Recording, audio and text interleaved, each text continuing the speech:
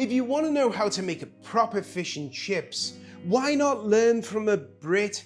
I'll show you the secret to making them perfectly golden and crispy every time. I have all my ingredients prepped and ready. Let's get started. I'm using a combination of flours, cornstarch and all-purpose flour.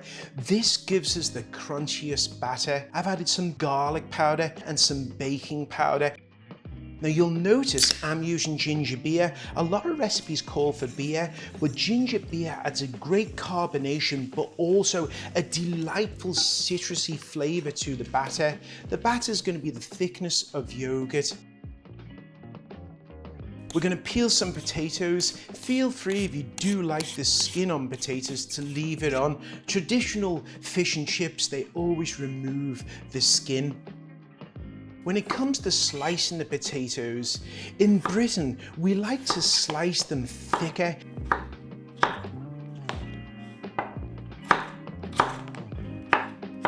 And these pieces make for a great chip.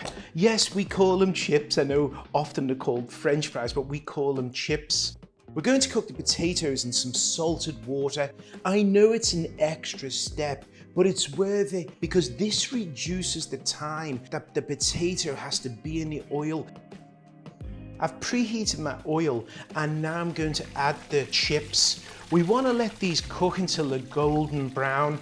Whatever your desired color is, I like mine really golden.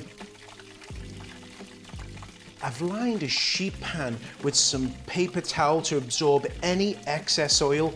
Just look at those chips. Oh, these are so good. Placing them onto that paper towel, and we're going to season these with a small amount of salt. Now that the chips are done, let's make the fish. I'm going to season the fish with some salt and pepper. I'm using cod, but you could use halibut for this recipe if you wished.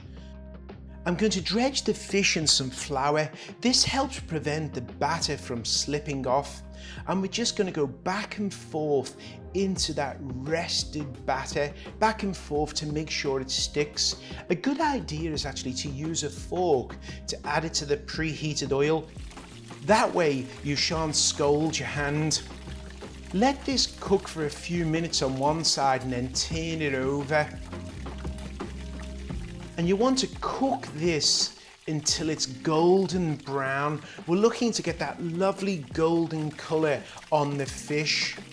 I'm going to remove it from the pan, place it on some paper towel and season it straight away with some salt and a little bit of pepper. It's important to season with salt when it's really hot. Look at that piece of fish and those chips. Now I promised you're going to make the best fish and chips. Let me show you just how crunchy it is.